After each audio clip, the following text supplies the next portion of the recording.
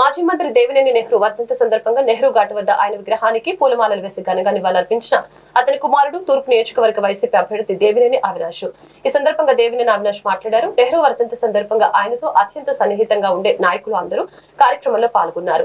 నెహ్రూ జీవితాంతం పేద ప్రజల కోసం పనిచేశారని, ఎన్టీఆర్ ఆశీస్సులతో రాజకీయాల్లోకి వచ్చిన వైఎస్ఆర్ తో కూడా కలిసి పనిచేశారని అన్నారు.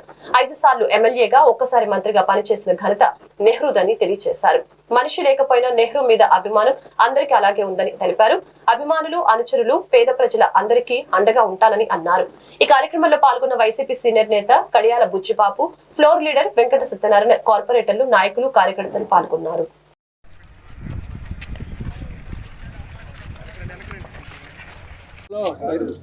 మాజీ మంత్రివర్యులుగా 5 సార్లు కృష్ణా జిల్లాలో శాసనసభ్యుడిగా ఎన్నికై ప్రతి ఒక్కరికి ఎంతో సహకరించి అనేక మందిని రాజకీయంగా కానివ్వండి, పేద ప్రజలకి ఒక అండగా ఉన్న స్వర్గీయ దేవినేని రాజశేఖర్ నెహ్రూ గారి 7వ వర్ధంతి సందర్భంగా ఆయనకి ఘనంగా నివాళులర్పించడం జరిగింది.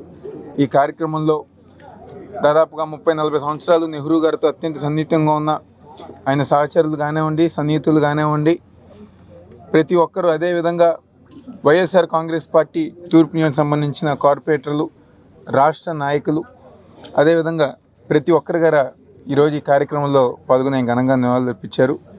ఏదైతే నెహ్రూ గారు ఆయన జీవితాంతం గారు పేద ప్రజల కోసం, ఎవరైతే సామాన్య కుటుంబాలు ఉన్నారో వాళ్ళందరికీ గారు అండగా ఉంటూ, ఆ రోజు స్వర్గీయ నందమూరి తారక రామారావు గారు ఒక ఆశీస్సులతో రాజకీయాల్లోకి ప్రవేశించి మంత్రిగా, ఎమ్మెల్యేగా పనిచేసి, తర్వాత కాంగ్రెస్ పార్టీలో స్వర్గీయ వైఎస్ రాజశేఖర రెడ్డి గారు ఒక నాయకత్వంలో కంకిపాడు కానివ్వండి, ఇప్పుడున్న తూర్పు నియోజకవర్గంలో అనేక అభివృద్ధి సంక్షేమ కార్యక్రమాలు చేసి ఈరోజు జిల్లా వ్యాప్తంగా గారా ఆయనకంటూ సొంత మనుషులు కానివ్వండి, సొంత స్థానం ఏర్పాటు చేసుకుంది.